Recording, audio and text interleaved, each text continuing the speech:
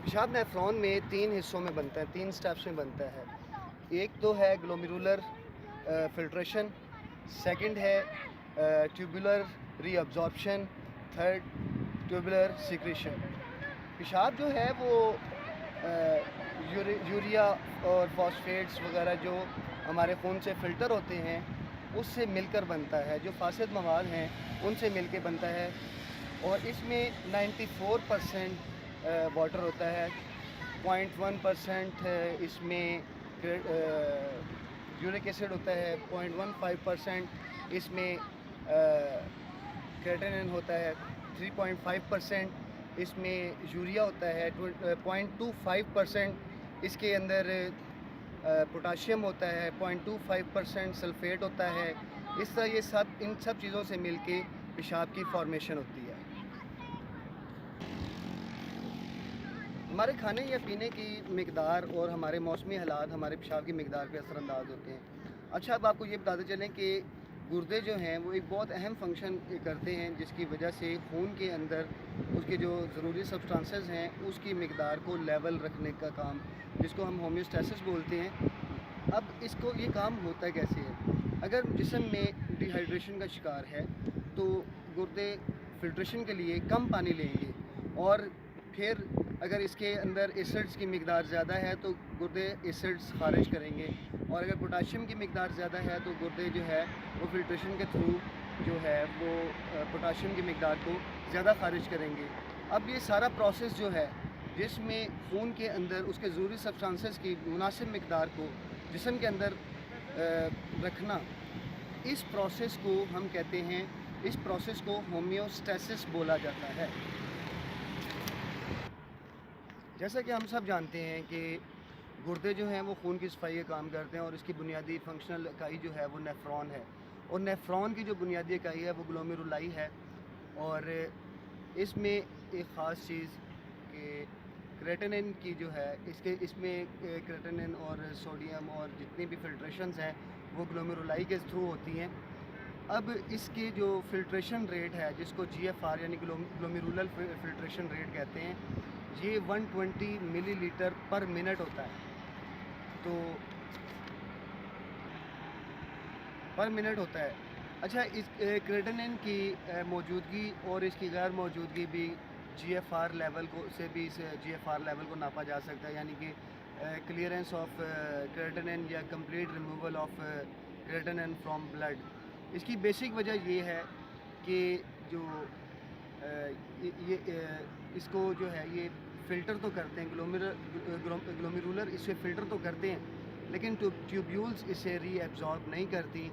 इसलिए जो क्रेटिनिन है उसकी मौजूदगी और गैर मौजूदगी जो है वो GFR लेवल को, GFR की जो एफिकेसी है उसको भी नापा जा सकता है।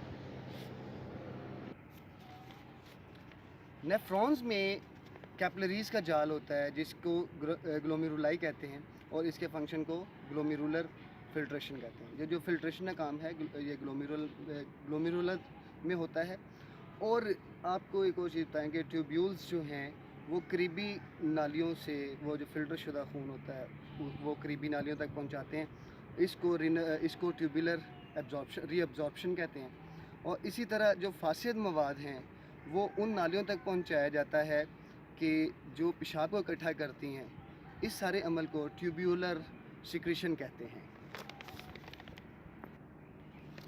नेफ्रॉन्स गुर्दे की बुनियादी इकाई और फंक्शनल यूनिट है। नेफ्रॉन को आम आंख से देखना तकरीबन नामुमकिन है, और हर गुर्दा जो है वो तकरीबन 10 लाख नेफ्रॉन्स पर मुश्तमिल होता है। 10 लाख नेफ्रॉन्स पर मुश्तमिल होता है।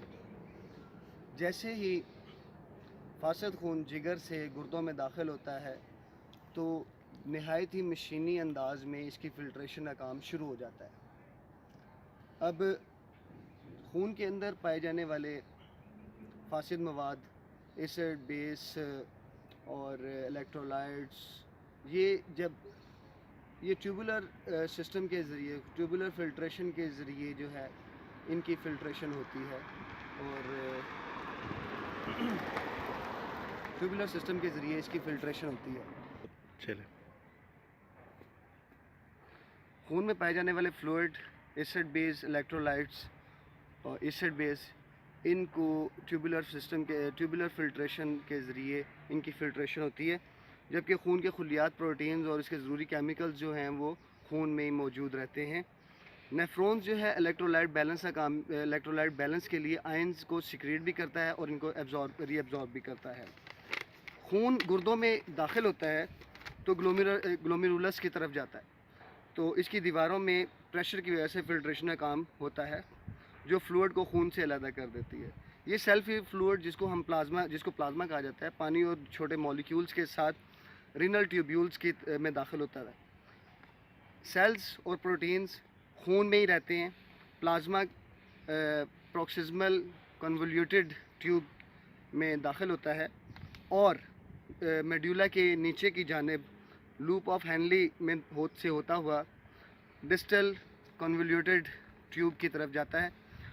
اب ڈسٹل کنولیوٹڈ ٹیوب میں سوڈیم اور نمکیات کی جو ہے ری ایبزارپشن بھی ہوتی ہے اور فلٹریشن بھی ہوتی ہے، یعنی اس میں یہ دیکھا جاتا ہے کہ کتنی مقدار جو ہے اس نے ری ایبزارب کرنی ہے اور کتنی مقدار چھوڑنی ہے، تو یہاں تک کہ پیشاب اپنی شکل اختیار کر لیتا ہے، جس میں یوریا فاسد مواد ہوتے ہیں اور یہ کلیکٹنگ ڈکٹ کی طرف چلی جاتی ہے۔ آج کے لیے اتنا ہی کافی، انشاءاللہ العزیز اس کے بارے میں مزید بھی آپ کو اپڈیٹ کرتے رہیں گے۔ السلام علیکم ورحمۃ اللہ وبرکاتہ۔